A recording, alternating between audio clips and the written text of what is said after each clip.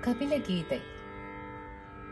தாயே குடல் விளக்கம் செய்த முதல் சேனீர்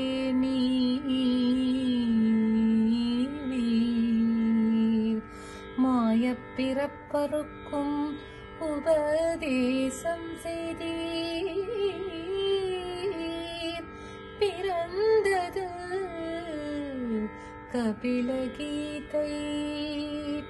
கற்றுத் தெளிந்த முனிவரும் உலகப் பற்றில் சிக்கிட பற்றற்ற என் பாதம் பற்றிடப் பற்றும் பரந்திடும் என மொழிந்திட பந்தம் விடுபட பணிவோம் நின் பாதாரவிந்தம். நின் பாதாரவிந்தம்.